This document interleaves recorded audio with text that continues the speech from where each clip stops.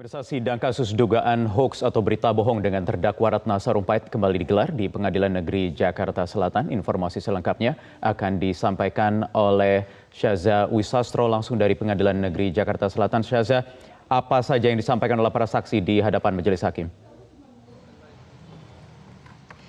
Ya Wahyu, ada beberapa keterangan mengenai kronologis bagaimana Ratna Sarumpait kemudian berbohong mengenai operasinya, yakni ia menyatakan bahwa ia habis dipukuli oleh dua orang tidak dikenal di daerah Bandung, Jawa Barat. Baru satu saksi yang tadi didengarkan keterangannya di depan majelis hakim, baik oleh jaksa penuntut umum maupun kuasa hukum dari Ratna Sarumpait, yakni supir dari Ratna Sarumpait, yakni Ahmad Rubangi. Ahmad tadi menjelaskan bagaimana kronologis pada akhir September 2018 yang lalu.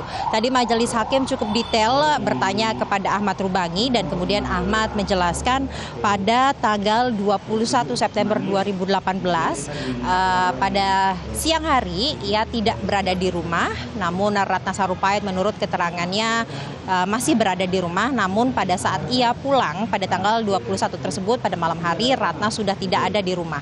Kemudian Ratna menghubungi dirinya, hanya menyatakan bahwa sedang menginap di Bandung karena ada kegiatan.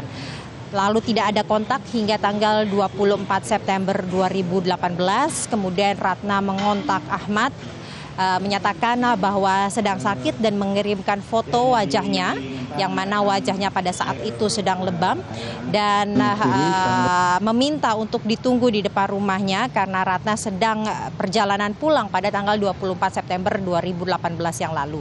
Dan kemudian pada saat tiba, Ahmad Rubangi menyatakan kepada majelis hakim bahwa benar ia melihat wajah Ratna ini lebam seperti foto yang dikirimkan Ratna kepada dirinya, dan kemudian ia langsung membawa tas Ratna dan juga menemani Ratna hingga masuk ke kamarnya.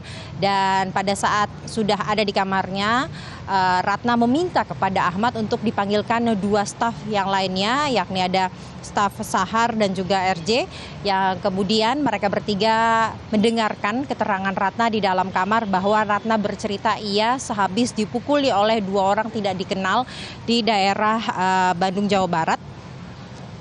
Dan bergulir hingga tanggal 3 Oktober 2018, Ahmad Rubangi menyatakan bahwa ia mendengar Ratna Sarumpait menyatakan bahwa ia berbohong, ia tidak dipukuli melainkan ia sehabis melakukan operasi sedot lemak, dan menyatakan bahwa ingin melakukan jumpa pers pada tanggal 3 Oktober 2018 yang lalu. Dan menurut Ahmad, Ratna ingin melakukan jumpa pers untuk menyatakan bahwa ia telah bohong mengenai penganiayaan yang dilakukan oleh dua orang yang tidak dikenal, bahwa Ratna tidak dianiaya namun sehabis melakukan operasi sedot lemak. Berikut pernyataan dari supir Ratna Sarumpait, Ahmad Rubangi. Menyetiri tanggal 27 ya. Berdua aja itu dengan Ibu. Iya, berdua aja. Kan tadi saudara mendengar Ibu ini dipukuli tadi ya. Ya. Kata Ibu tadi dia wajahnya itu kenapa? Dipukulin. Saudara, pernah nggak saudara menanyakan siapa sih yang mukulin Bu, di mana atau? Oh pernah, beliau bilang dipukulin dua orang laki-laki. Dipukulin dua orang laki-laki, di mana? Sudah tanya nggak? Di Bandung. Di Bandung katanya. Ya.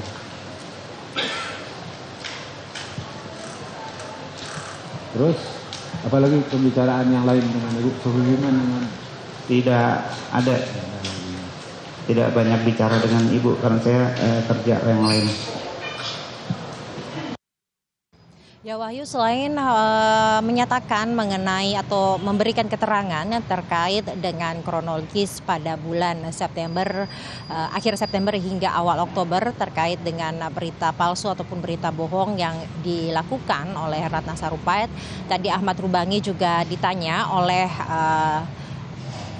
penasihat hukum Ratna Sarumpait bahwa apakah Ahmad Rubangi mengetahui Ratna sedang mengkonsumsi obat-obatan, dan Ahmad Rubangi menyatakan bahwa sejak dirinya bekerja untuk Ratna pada tahun 2016 yang lalu, ia sering mengantar Ratna ke seorang dokter dan mengkonsumsi obat depresan.